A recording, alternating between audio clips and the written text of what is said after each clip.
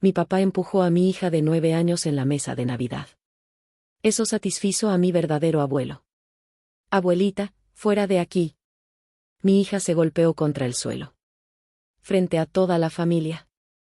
Pero todos se quedaron en silencio. No lloré, yo dije solo 4 palabras. Mi mamá dejó caer su copa de vino.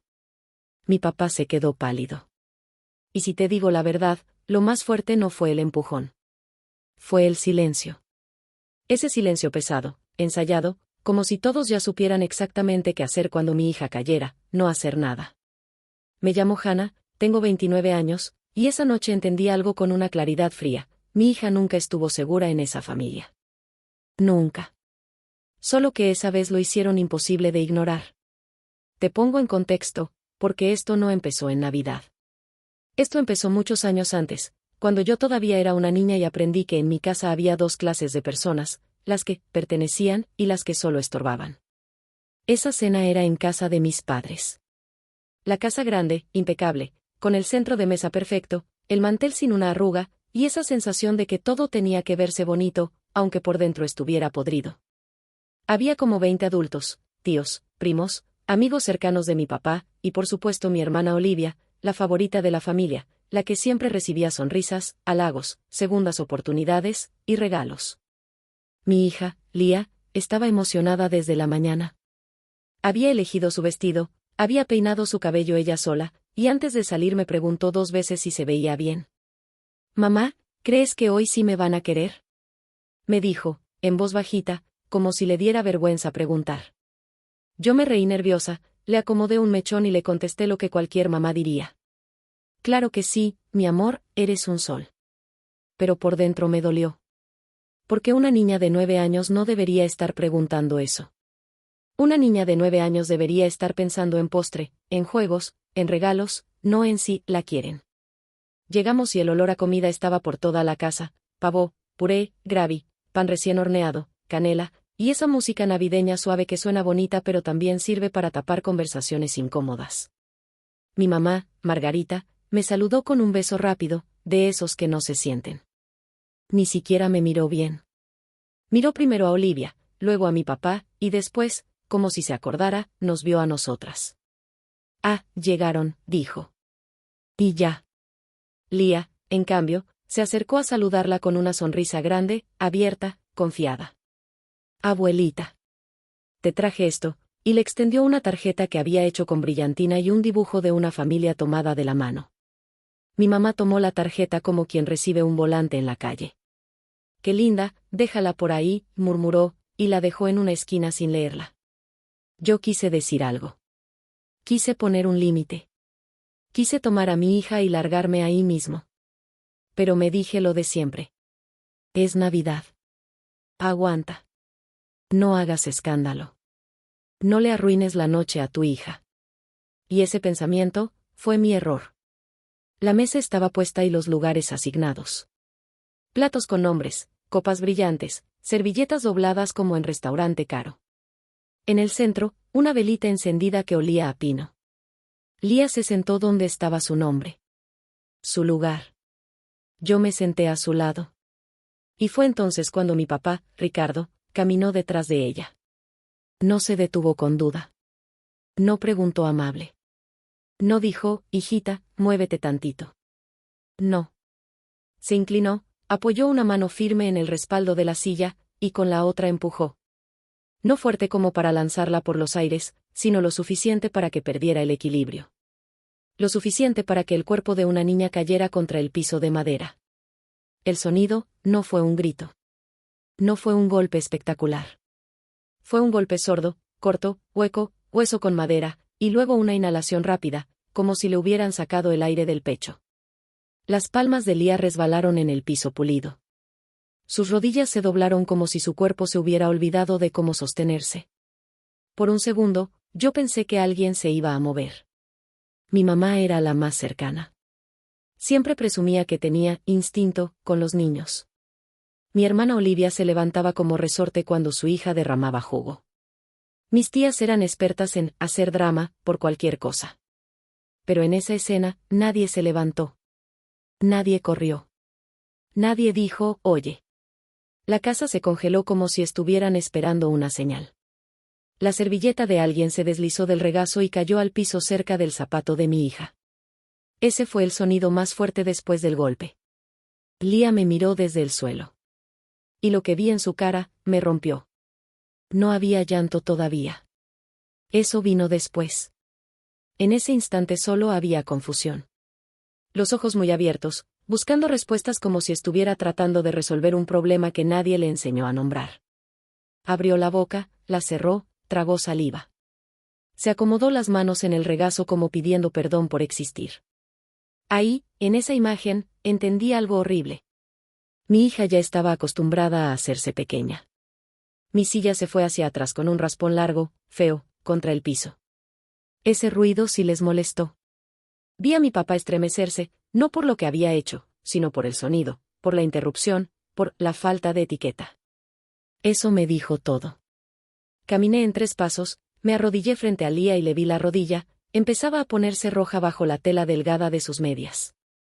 Le temblaban las manos. Me agarró la manga con desesperación, como si el piso pudiera volver a traicionarla. Te tengo, le susurré, tan bajo que solo ella pudiera oír. Te tengo. La ayudé a levantarse despacio, una mano bajo su brazo, la otra en su espalda. Se pegó a mí, ligera, cuidadosa, como intentando no ocupar espacio. 9 años, y ya era experta en desaparecer. Y todavía una parte de mí, la parte tonta que no se muere, esperaba que un adulto hiciera lo correcto. Nadie lo hizo. Mi mamá miró el centro de mesa como si de pronto fuera lo más interesante del mundo. Olivia miró a su hija, y luego a la mía, calculando. Un tío evitó mirarme por completo. Una tía me regaló una sonrisa tensa, esa sonrisa de, qué bueno que no me pasó a mí. Entonces mi papá carraspeó. No debería estar en ese asiento, dijo, como si mi hija hubiera cometido una falta menor. Ese lugar es para la familia. La familia. La palabra cayó pesada y sucia dentro de mi pecho. Y en ese instante, algo se acomodó dentro de mí. No fue rabia. La rabia grita, golpea, explota. Esto fue otra cosa. Esto fue claridad. Bajé la mano, tomé mi bolso que estaba junto a la silla y sentí como Lía tensó su agarre, pánico puro en sus dedos. Está bien, le dije, apretándole la mano. Nos vamos. Y fue entonces cuando mi mamá por fin levantó la vista. Hannah, dijo rápido. No hagamos un escándalo, es Navidad. Casi me río. En lugar de eso, regresé a la mesa. No porque necesitara permiso, sino porque quería que me escucharan. Abrí mi bolso y saqué una carpeta delgada, sin marca, simple. La puse sobre la mesa con cuidado, justo entre la salsa de arándanos y la copa de mi papá. Lo miré a los ojos. Y vi lo que no esperaba ver. Se puso pálido. No pálido de coraje. No pálido de, ¿cómo te atreves? Pálido de, reconocimiento. Como si supiera exactamente qué era esa carpeta, aunque nunca la hubiera visto. Ahí respiré hondo, y le dije, con la voz tranquila, firme, sin temblor. No vuelves a tocarla. Y luego, dije las 4 palabras. Las 4 palabras que había practicado 1000 veces solo en mi cabeza, por miedo a necesitarlas. 4 palabras cortas. 4 palabras que iban a desarmar cada mentira de esa familia. Y en el segundo exacto en que las dije, la copa de vino de mi mamá se le resbaló de los dedos. No levanté la voz. No insulté. No pedí explicaciones. Solo dije esas 4 palabras, mirándolo como si por fin hubiera dejado de ser mi padre, y se hubiera convertido en lo que siempre fue. Estás servido. Entrégate hoy. Sí. Eso fue.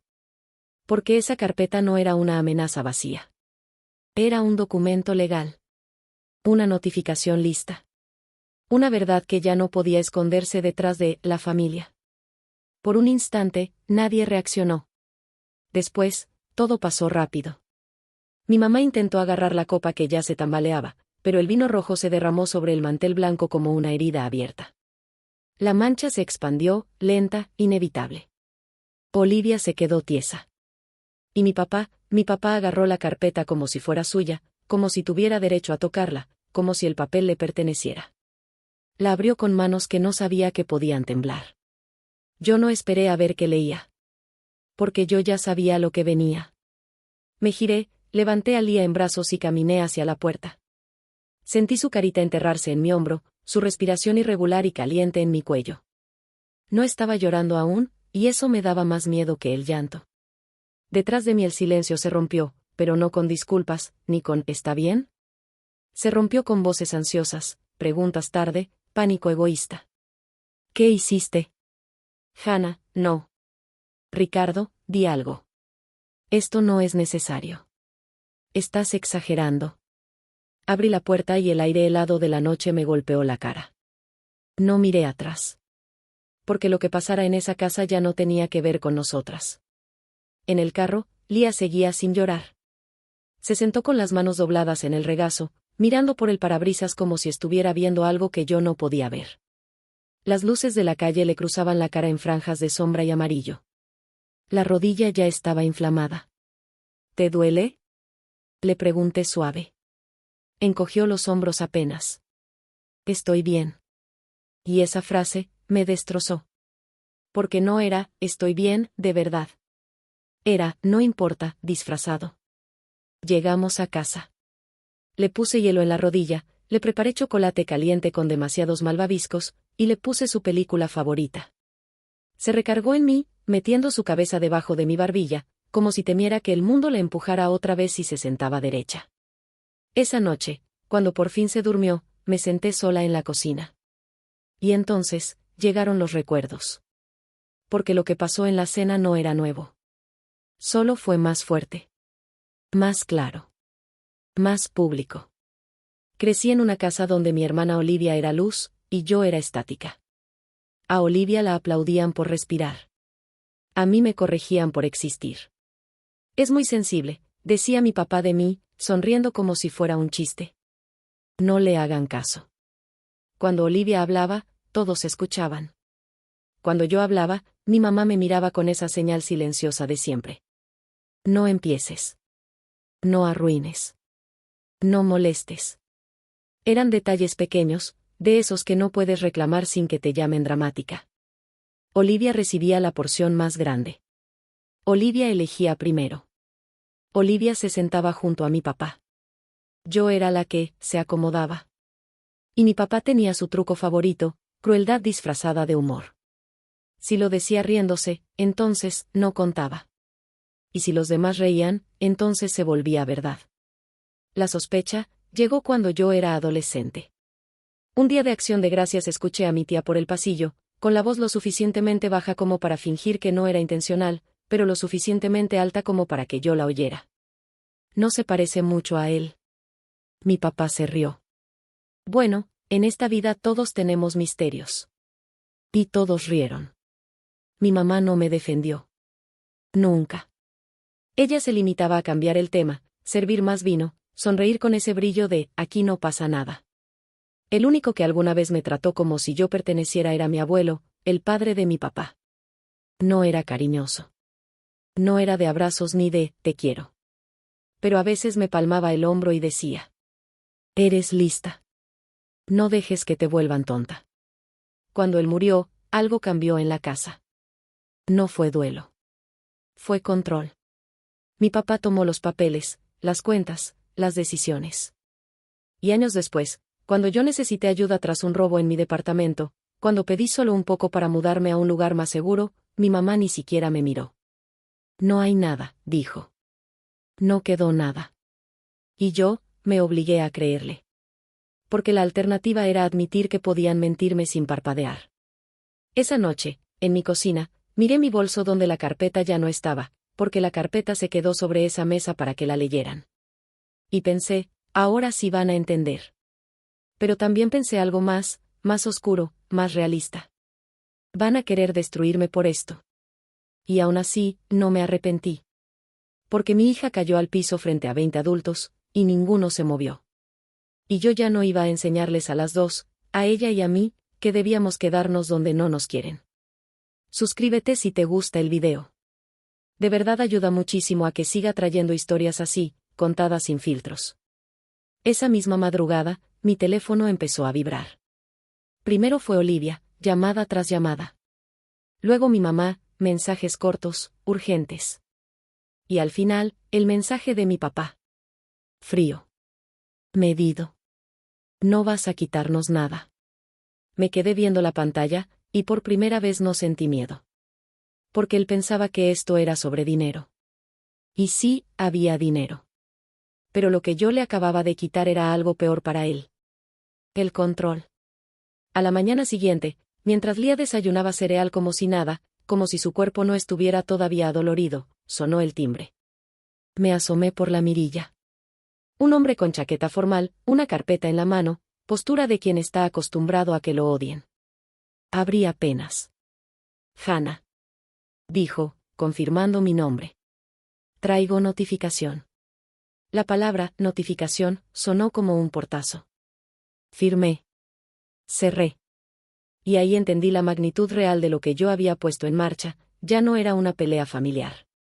Era un proceso legal. Porque esa carpeta no era una amenaza. Era un escrito formal para exigir cuentas de un fondo que mi abuelo había dejado. Un fondo donde mi nombre aparecía como beneficiaria. Un fondo que, según mi familia, no existía. Pero existía. Y lo que Lía vio en la cena, lo que yo vi, era la reacción de alguien que se da cuenta de que ya no puede tapar el sol con un dedo. Mi teléfono volvió a vibrar. Mensaje de mi mamá. Hannah, por favor, piensa en lo que estás haciendo. Yo pensé. Pensé en la rodilla roja de mi hija. Pensé en sus manos temblando. Pensé en su pregunta, ¿hoy sí me van a querer? Y respondí solo una cosa. Debiste pensar tú antes. Esa tarde, llevé a Lía a que la revisaran. No era fractura, por suerte, pero sí golpe fuerte. Le dieron indicaciones, reposo relativo, y yo la abracé más fuerte de lo que ella entendía. De regreso, en el carro, por fin lo dijo. Mamá, ¿él me odia? Me dolió tanto que tuve que respirar antes de contestar. No. Él tiene un problema, no tú. Lía bajó la mirada, jugando con la orilla de su manga. Dijo, nieto de verdad, ¿yo no soy de verdad? En ese momento me orillé. Puse las intermitentes. Me giré hacia ella. Y le dije despacio, para que se le quedara grabado en el cuerpo. Tú eres real. Tú eres mi hija. Y tú perteneces conmigo. Siempre. Ella me miró como si estuviera pesando mis palabras, como hacen los niños que ya aprendieron que los adultos prometen cosas que no cumplen. Luego asintió, una vez, lenta. Como guardando la respuesta para cuando el mundo intentara quitársela. Y justo cuando pensé que por fin íbamos a respirar. Llegó el siguiente golpe. Porque ese mismo día, mi abogada, sí, ya tenía abogada, me llamó y dijo. Hannah, respondieron. Y la forma en que lo dijo me heló. ¿Cómo respondieron? Pregunté. Hubo un silencio breve. No están negando el fondo, dijo. Están negándote a ti. Cuando mi abogada dijo esas palabras, no te están negando el fondo, te están negando a ti, sentí algo muy extraño, no sorpresa, sino reconocimiento. Era como si una puerta vieja se hubiera abierto y detrás estuviera exactamente el monstruo que yo había visto asomar toda mi vida, pero que nadie quiso nombrar. ¿Cómo que me están negando a mí? Pregunté, aunque ya sabía la respuesta. Mi abogada, Clara, respiró hondo antes de explicarme. No porque no supiera qué decir, sino porque sabía cómo iba a doler. Están solicitando que el juez desestime tu petición, dijo. Alegan mala fe y dudas históricas sobre tu parentesco. Parentesco. La palabra se me clavó en el pecho como una aguja. Están diciendo que... No terminé la frase. Sí, confirmó. Están sugiriendo que no eres hija biológica de tu padre y que, por lo tanto, no tienes derecho a nada. Cerré los ojos. Y ahí estaban. Todas las miradas. Todas las bromas. Todos los silencios. Todas las veces que me hicieron sentir condicional. No era una nueva acusación. Era la misma herida, solo que ahora venía con membrete legal. Quieren cambiar el eje del conflicto, continuó Clara. Pasar del dinero a tu identidad. Del papel a la vergüenza. Sentí calor en la cara, y luego nada. Una calma peligrosa. ¿Y ahora qué? Pregunté. Ahora no reaccionamos emocionalmente, respondió. Ahora respondemos con hechos. Colgué y me quedé sentada en la cocina, mirando el mismo punto durante quién sabe cuánto tiempo. Lia estaba en su cuarto, haciendo la tarea con la puerta entreabierta. Tarareaba bajito. Como si el mundo todavía fuera un lugar más o menos seguro. Y entonces entendí algo devastador. Estaban dispuestos a destruirme como persona, con tal de no rendir cuentas. Esa noche no dormí. No porque tuviera miedo de perder el dinero, sino porque tenía miedo de algo peor. Que intentaran enseñarle a mi hija lo mismo que me enseñaron a mí. Que su valor podía ponerse en duda. A la mañana siguiente, al abrir la puerta del closet para sacar una chamarra, lo vi. Un paquete pequeño, blanco, sin logos. Dirección de un despacho legal. Mi estómago se cerró. Lo abrí con cuidado. Dentro había un kit de prueba de ADN. Sin nota. Sin explicación.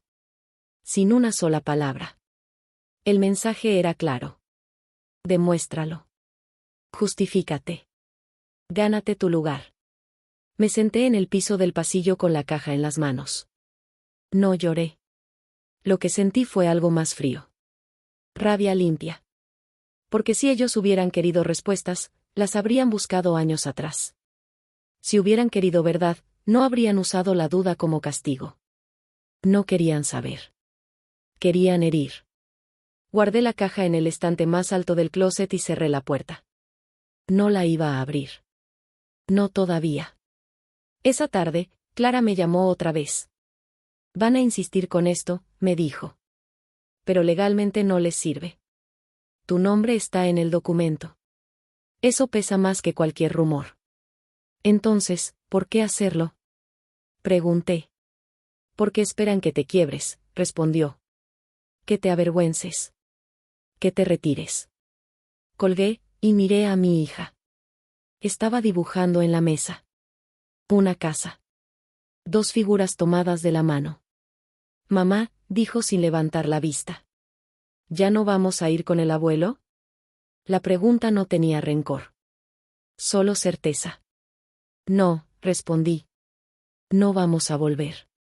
Ella asintió, como si eso confirmara algo que ya sentía. Está bien, dijo. Allá no me gustaba. Ahí fue cuando lo entendí por completo.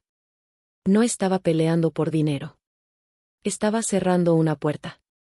2 días después fue la primera audiencia. El juzgado olía a papel viejo y desinfectante. Gente sentada con carpetas apretadas contra el pecho, como si fueran salvavidas. Mis padres estaban del otro lado de la sala. Mi mamá no me miró. Mi papá estaba rígido, mandíbula apretada, mirando al frente. Olivia susurraba algo a su oído. Cuando me vio, frunció el ceño. Como si yo fuera la que había arruinado todo. Clara tocó suavemente mi brazo. Recuerda, dijo. No estamos aquí para explicar quién eres. Estamos aquí para exigir lo que es tuyo. El juez entró. Escuchó. Leyó. Cuando el abogado de mis padres empezó a hablar de nietos reales y dudas familiares, el juez levantó la mano.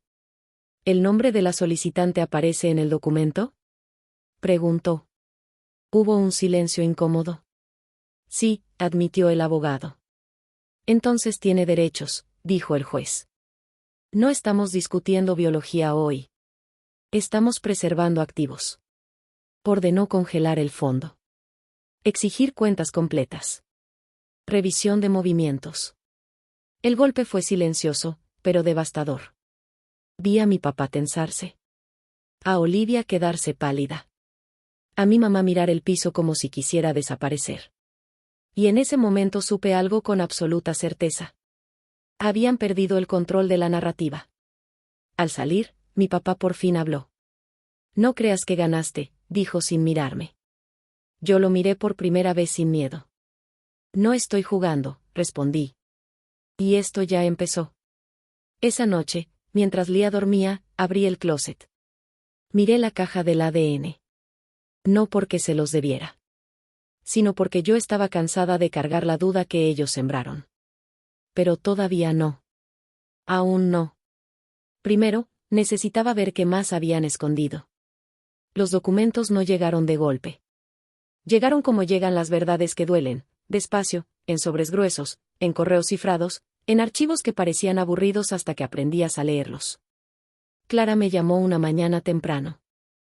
Hannah, dijo. Necesito que vengas hoy. Ahora. No explicó más.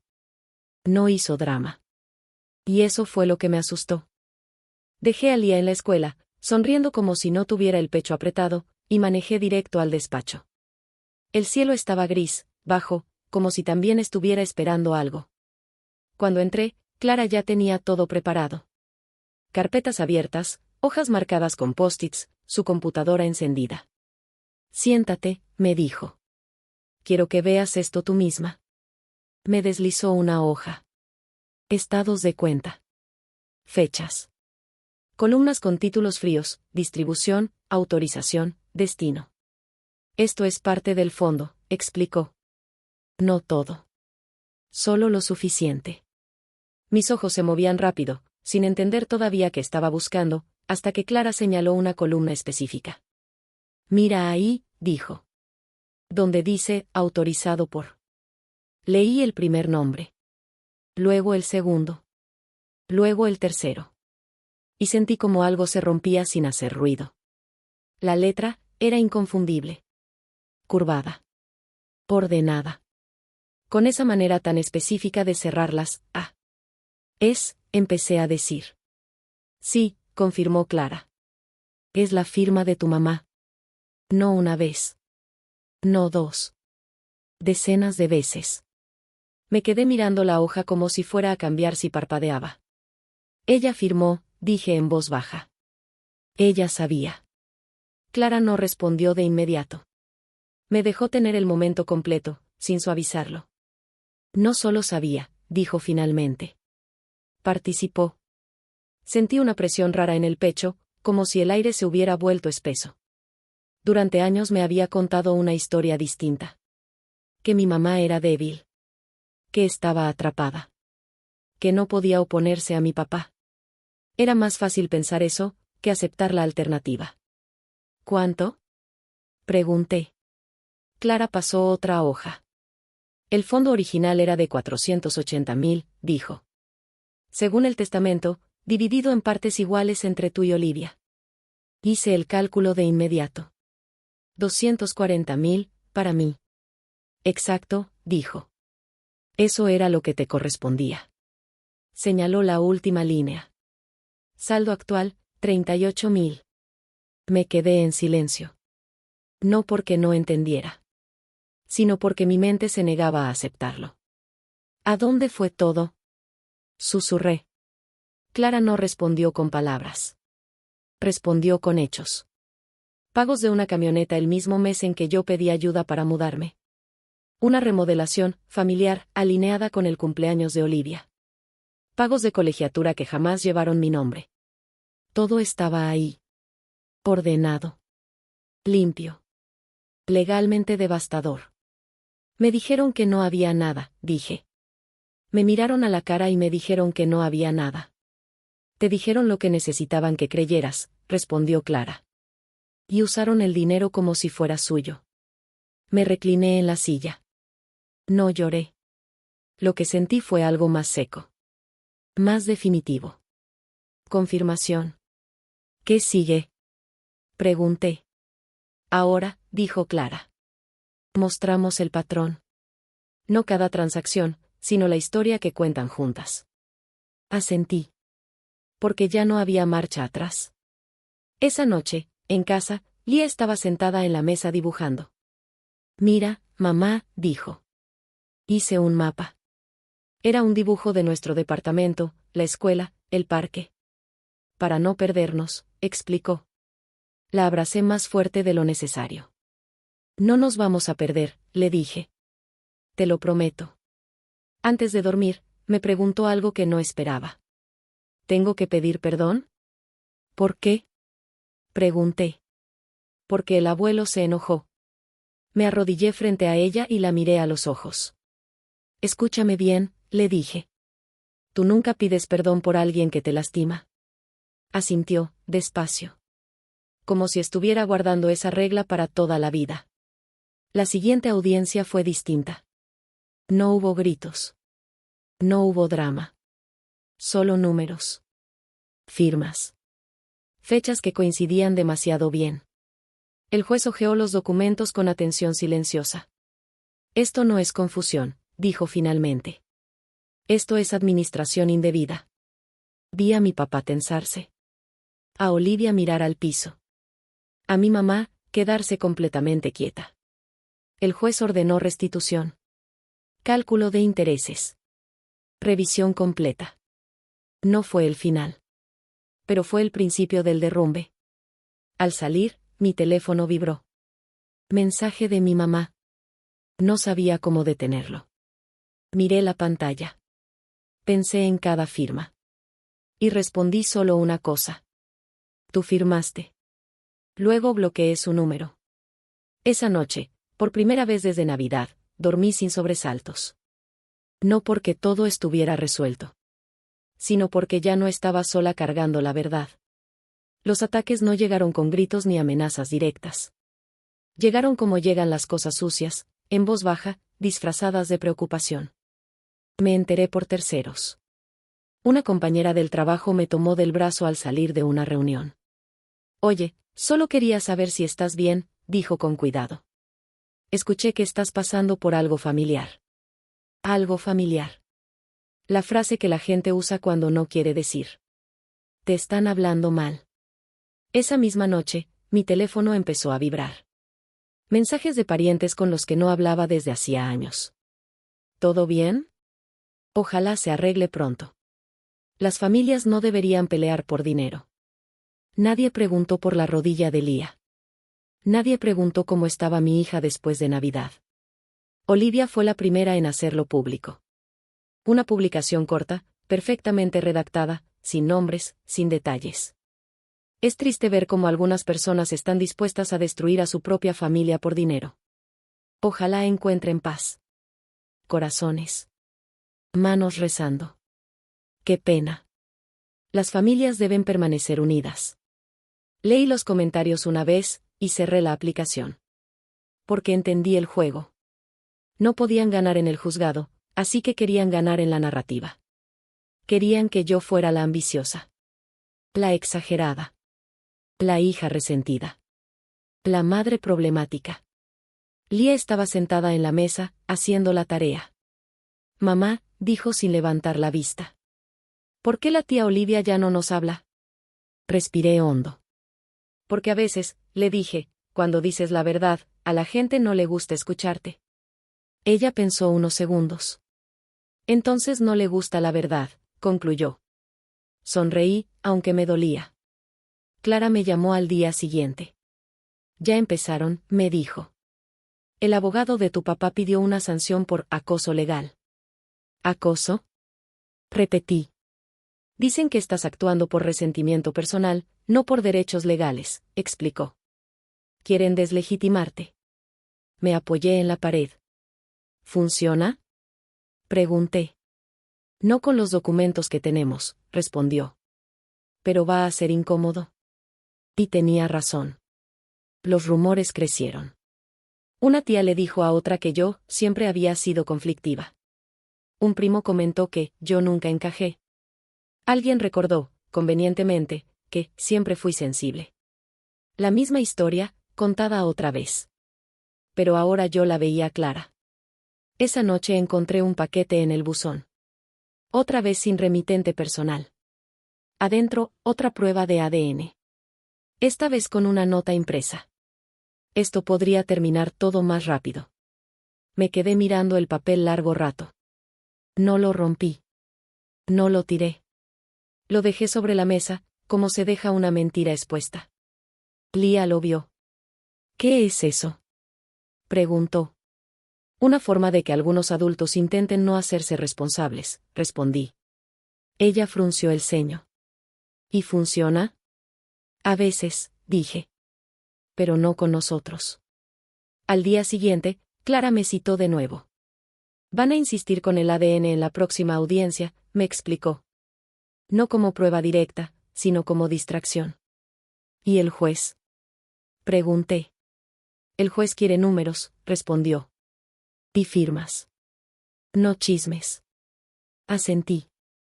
Pero algo dentro de mí ya estaba cansado. No de pelear. De cargar con una duda que nunca fue mía.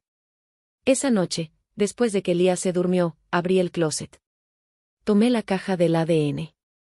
La sostuve un buen rato. No porque les debiera nada, sino porque quería algo para mí. Paz. A la mañana siguiente, llevé el kit a la mesa de la cocina. Lo abrí con calma. Seguí las instrucciones sin ceremonia. No lloré. No dudé. Metí el sobre en el buzón camino al trabajo. Y por primera vez, sentí que había soltado algo que me había pesado toda la vida. Mientras tanto, en el juzgado, la estrategia de mi familia se volvía más torpe. Mensajes contradictorios.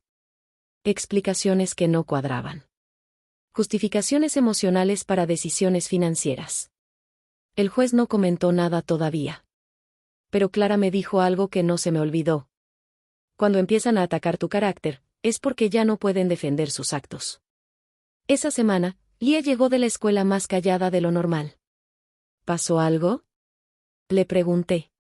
Una niña dijo que mi familia es rara, respondió. Se me encogió el corazón. ¿Y tú qué hiciste? Le dije que sí, dijo encogiéndose de hombros. Pero que rara no es malo. La abracé. Porque mi hija ya estaba aprendiendo algo que a mí me tomó años. No todos los juicios merecen defensa. Los resultados del ADN aún no llegaban. Pero el miedo, ya no vivía conmigo. El correo llegó un martes. No fue dramático. No hubo música. No hubo presentimiento. Solo una notificación más entre promociones y recordatorios. Asunto, resultados disponibles. Me quedé mirando la pantalla varios segundos antes de abrirlo. No porque tuviera miedo del resultado, sino porque sabía exactamente qué iba a provocar. Abrí el archivo. Leí una sola línea. Compatibilidad biológica confirmada. Nada más. Ni adornos. Ni explicaciones emocionales. Solo un hecho. Me senté en la silla de la cocina y apoyé los codos en la mesa. No lloré. Sentí algo mucho más incómodo que alivio. Rabia. Rabia limpia, precisa, silenciosa. Porque significaba que todo el daño había sido deliberado. Que la duda no era ignorancia. Era una herramienta. Ellos pudieron haber sabido. Pudieron haber aclarado esto hace años. Pero prefirieron usar la sospecha como excusa para excluir, castigar, controlar. Reenvié el correo. Uno por uno. A mi papá. A mi mamá. A Olivia. Al abogado de ellos. Sin mensaje. Sin explicación. Solo la verdad. Después cerré la computadora. Y por primera vez desde que todo empezó, respiré profundo. Lía estaba en la sala, armando un rompecabezas. Mamá, dijo. ¿Ya se arregló eso? Me senté a su lado. Sí, le dije. Ya está claro. ¿Y ahora qué? Preguntó. Sonreí. Ahora seguimos viviendo. El silencio que siguió fue distinto al de la cena de Navidad. No fue opresivo. Fue liviano. Ese mismo día, Clara me llamó. Llegó el resultado, dijo. Ya lo vi. ¿Sirve para el caso? Pregunté. Legalmente no lo necesitábamos, respondió. Pero psicológicamente, cambia todo. ¿Para ellos? Para el juez, corrigió. Porque demuestra mala fe sostenida. 2 días después fue la audiencia. Mi familia estaba distinta. Mi papá no miraba al frente con rigidez. Miraba hacia abajo. Mi mamá tenía las manos juntas, blancas de tanto apretarlas. Olivia no susurraba nada esta vez. Cuando el abogado de ellos intentó mencionar confusión pasada sobre mi identidad, el juez levantó la vista. Eso ya quedó aclarado, dijo. Y no a su favor. Clara presentó el resultado sin dramatismo. Como se presentan los hechos cuando ya no necesitan defensa. Esto, dijo, demuestra que la sospecha no era incertidumbre. Era una narrativa útil.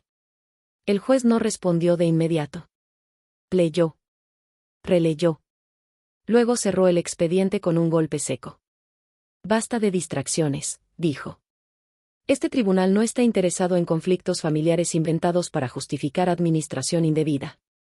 Sentí algo recorrerme el cuerpo. No alegría. Certeza. Procederemos, continuó, a la fase final. Restitución, sanciones y responsabilidades personales. Mi papá levantó la cabeza por primera vez. Y me miró. No con coraje. No con desprecio. Con algo que se parecía mucho a derrota. Al salir del juzgado, Olivia se me acercó. ¿Era necesario humillarnos así? Escupió. La miré con calma. Nadie te humilló, le dije. Ustedes se expusieron. No respondió. Esa noche, mi mamá intentó llamarme. 3 veces. No contesté. Luego llegó un mensaje largo. Confuso. Culpable. Demasiado tarde. Yo nunca quise que esto llegara tan lejos. No lo terminé de leer. Bloqueé el número. Porque entendí algo fundamental. No todos los arrepentimientos merecen audiencia. Esa noche dormí profundamente. Sin sobresaltos. Sin repasar conversaciones. Sin imaginar defensas. Y a la mañana siguiente, mientras preparaba el desayuno, Lía me dijo algo que me dejó inmóvil. Mamá, ya no me duele la rodilla. La abracé fuerte. Porque el cuerpo también sabe cuando algo termina. Pero lo que venía no era el final. Era el ajuste de cuentas. La sentencia no llegó con dramatismo. No hubo martillazo ni discursos largos. Llegó como llegan las consecuencias reales, en números. Clara me llamó una mañana mientras llevaba a Lía a la escuela. Ya está, dijo. El juez emitió la orden. Me estacioné antes de responder. Dímelo claro, pedí. Restitución total, dijo. Más intereses. Más sanciones. Más costos legales. Cerré los ojos. ¿Cuánto? 368.000, respondió. Y eso sin contar lo que aún se revise. El aire salió de mis pulmones de golpe. No por la cantidad. Sino por lo que significaba. Ese dinero no estaba guardado. Ese dinero ya había sido gastado. ¿Cómo van a pagar? Pregunté. Clara no dudó. Van a tener que vender la casa. La casa. La misma casa donde mi hija cayó al piso y nadie se movió. La casa que mi papá llamaba mi legado. La casa que siempre fue más importante que yo. Colgué, y me quedé mirando la fachada de la escuela. Lía bajó del auto y me miró. ¿Todo bien? Preguntó. Sí, le dije. Solo, estamos cambiando de capítulo. Sonrió y entró corriendo. Ese mismo día, los mensajes empezaron. Primero de Olivia. ¿Sabes lo que hiciste? No respondí. Luego de mi mamá. Hannah, esto es demasiado, por favor. No respondí. Y finalmente, mi papá. Nunca pensé que llegarías tan lejos. Leí el mensaje 3 veces. Y por primera vez entendí algo con total claridad. Ellos nunca pensaron que yo fuera capaz.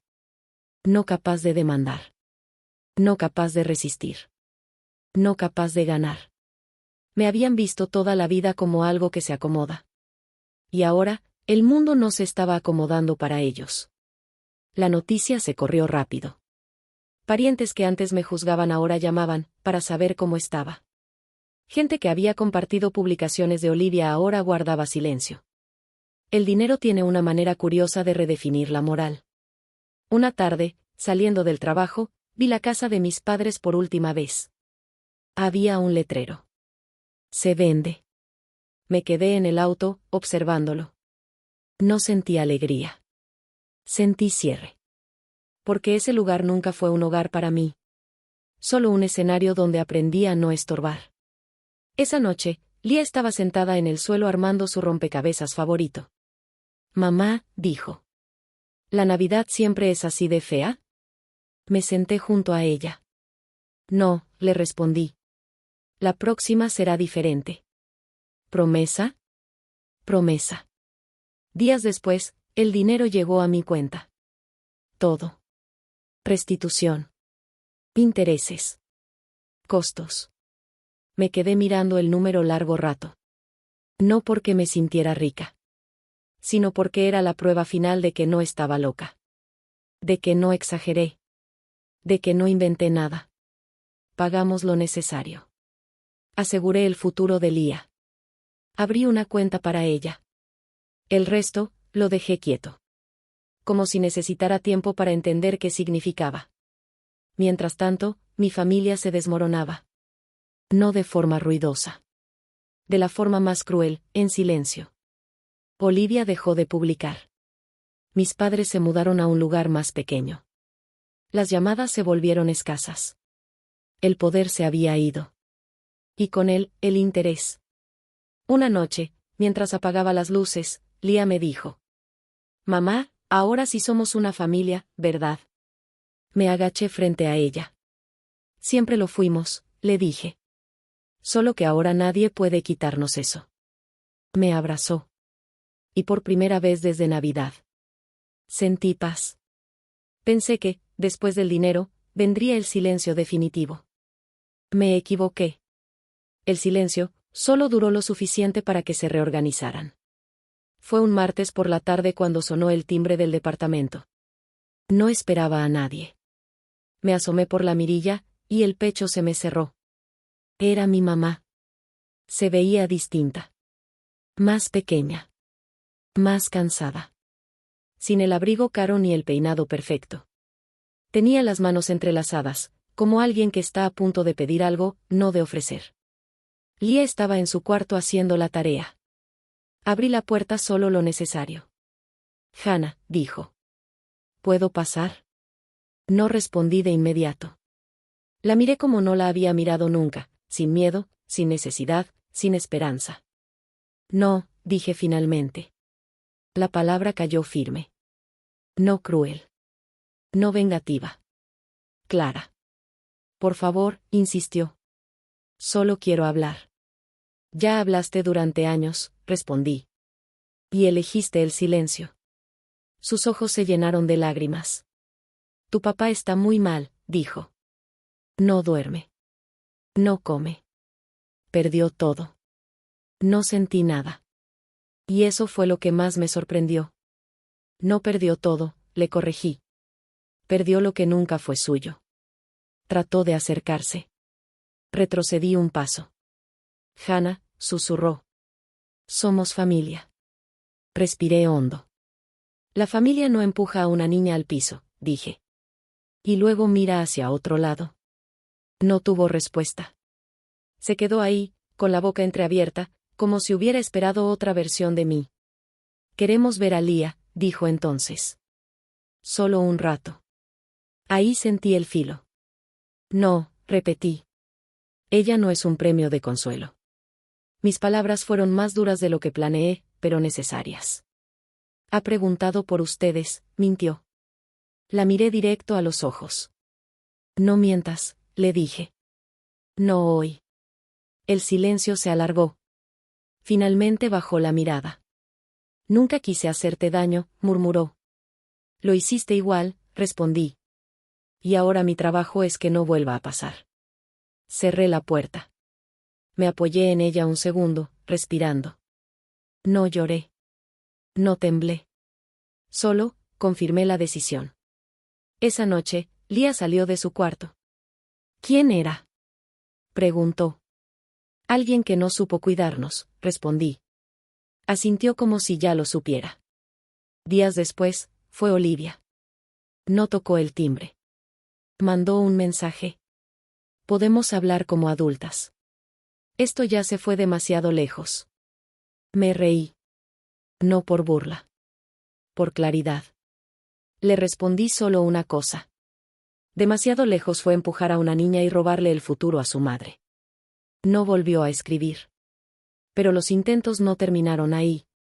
Llegaron por terceros. Una tía, preocupada. Un primo, neutral. Un mensaje largo de alguien que solo quería que sanáramos. Todos con el mismo fondo. Regresa. Perdona. No seas tan dura. Nadie preguntó si yo estaba lista. Nadie preguntó qué necesitaba mi hija. Una tarde, Lía llegó con una nota en la mochila. Letra conocida. De mi mamá. Te extraño. La hoja me quemó en las manos. ¿Quién te dio esto? Pregunté. La abuelita estaba afuera de la escuela, dijo. Me pidió que te lo diera. Sentí una furia tranquila, peligrosa. No por mí. Por mi hija. Escúchame, le dije, arrodillándome frente a ella. Nadie tiene derecho a buscarte sin que yo lo sepa. ¿Hice algo mal? Preguntó, alarmada. No, respondí. Ellos sí. Al día siguiente hablé con la escuela. Dejé todo claro.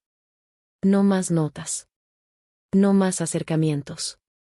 No más visitas sorpresa. Esa noche, mientras cenábamos, Lía me preguntó. ¿Ya no somos parte de esa familia? Pensé un momento. Somos parte de la familia que elegimos, le dije. Y esa, empieza aquí. Sonrió. Y yo también. Porque entendí algo fundamental. Cerrar una puerta no es odio. Es protección. Y esa protección, ya no era negociable. El cambio no llegó como una celebración. Llegó como llegan las cosas verdaderas, en decisiones pequeñas, tomadas todos los días. La primera fue mudarnos. No porque el departamento fuera malo, sino porque quería que Lía sintiera, en el cuerpo, que empezábamos algo nuevo. Un lugar donde ninguna pared guardara ecos de gritos, ni silencios heredados. Encontré una casa modesta, con un patio pequeño y un árbol torcido que parecía haber crecido a pesar de todo. Lía lo vio y dijo. Ese árbol soy yo. Firmé el contrato sin dudar. La segunda decisión fue dejar de explicar. Dejé de justificar por qué ya no íbamos a reuniones. Dejé de responder mensajes bien intencionados. Dejé de suavizar la historia para que otros se sintieran cómodos. Cuando alguien preguntaba, decía la verdad, corta y clara. Nos estamos cuidando. Y si insistían, no respondía. El silencio, cuando lo eliges tú, deja de ser castigo y se vuelve frontera. Lía empezó a cambiar. No de golpe. No mágicamente. Pero empezó a ocupar espacio. Se reía más fuerte. Hacía preguntas sin mirar primero mi cara. Dejaba sus zapatos tirados en el pasillo como si el mundo no fuera a reclamarle por eso. Una tarde, mientras pintábamos la sala, me dijo. Mamá, aquí nadie me mira feo.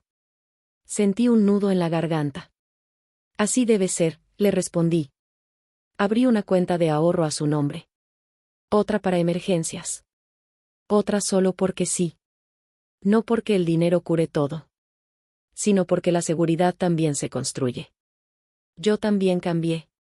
Dejé de pedir disculpas por llegar tarde. Por necesitar ayuda. Por decir que no. En el trabajo, cuando alguien intentó pasar por encima de mí, no me encogí. Eso no me corresponde, dije. Y el mundo no se acabó. Una noche, mientras cenábamos en el suelo porque aún no llegaba a la mesa, Lía me miró muy seria.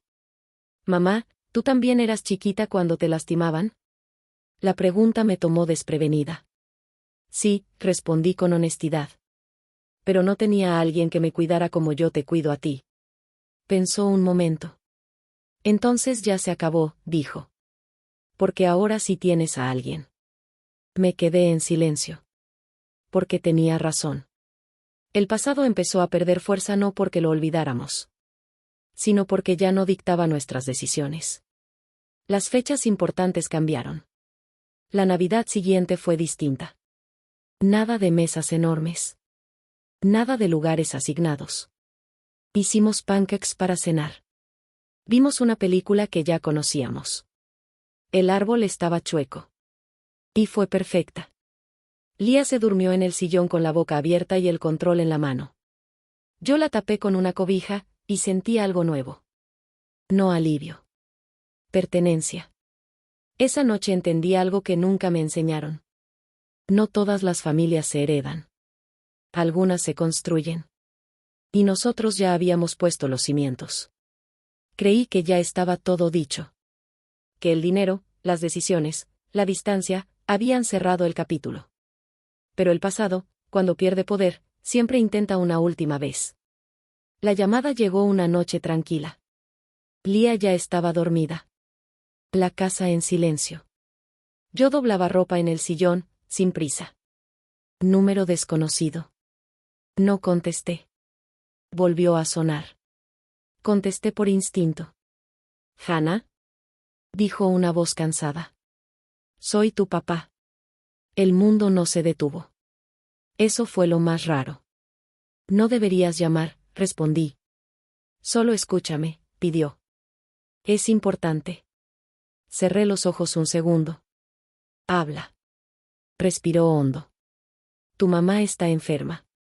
No sentí el golpe que esperaba. Solo una alerta lejana. «¿Qué tipo de enferma?», pregunté. «No lo sabemos aún», dijo. «Pero está mal». Esperé. No por esperanza, sino porque sabía que eso no era todo. «Necesitamos hablar», continuó. «Como familia». Ahí estaba. La palabra que siempre usaba cuando quería algo. «No somos familia», dije con calma. «Somos personas con historia compartida. Y eso no obliga a nada». Se quedó en silencio. «Yo cometí errores», dijo. «Pero tú también exageraste». Casi sonreí. «No», respondí. «Tú empujaste a una niña. Y después trataste de destruirme para no enfrentar las consecuencias». Silencio otra vez. «Lía me pregunta por ti», mintió. No mordí el anzuelo. «No la uses», le dije. «Esa línea ya no existe». «Solo queremos verla», insistió. «Antes de que sea tarde». Sentí el viejo reflejo querer aparecer. Ceder. Arreglar. Salvar. Pero ya no vivía ahí. «No», dije. «Y esta es la última vez que hablamos de ella». «¿Así de fácil?», escupió. «No fue fácil», respondí. «Fue necesario». Colgué. Bloqueé el número. Me quedé sentada un rato, respirando. No temblé. No lloré. Solo confirmé algo importante. Cuando sanas de verdad, las viejas armas ya no funcionan. A la mañana siguiente, Lía me encontró pensativa. «¿Soñaste feo?», preguntó. «No», le dije. «Soñé claro». Sonrió y se fue a cepillar los dientes. Ese día, mientras caminábamos al parque, me tomó la mano. «Mamá», dijo. «¿Siempre vamos a estar juntas?». «Siempre», respondí. «Eso sí es una promesa». Y por primera vez, la palabra siempre no me dio miedo. Durante mucho tiempo creí que el cierre llegaría de alguna forma clara. Una disculpa real. Un reconocimiento. Una frase que dijera, estábamos equivocados.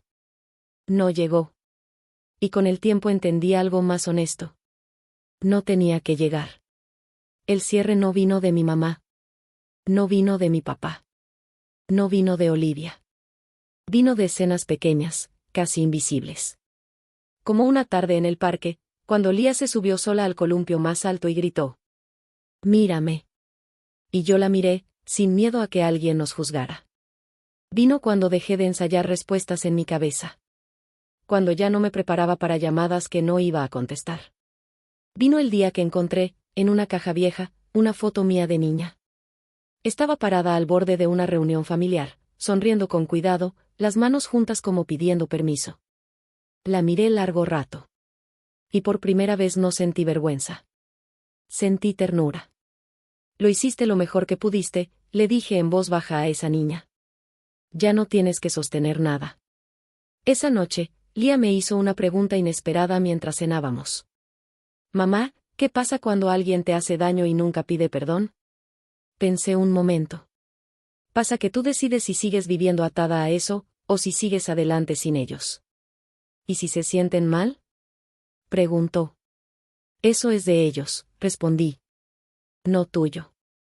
Asintió, satisfecha. Porque los niños entienden la justicia emocional mejor que muchos adultos. Los meses pasaron. La vida se volvió normal de una forma nueva. No perfecta. Pero honesta. A veces escuchaba noticias lejanas. Que mis padres vivían ahora en un departamento pequeño. Que mi papá ya no iba a reuniones.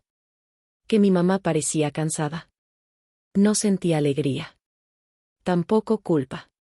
Sentí distancia. Y esa distancia era paz. Una tarde, mientras ordenaba la cocina, encontré la carpeta vieja del caso. Los papeles que iniciaron todo. La abrí por última vez. No para recordar el dolor, sino para confirmar lo lejos que habíamos llegado. La cerré. Y la guardé en una caja, junto a cosas que ya no necesitaba ver a diario.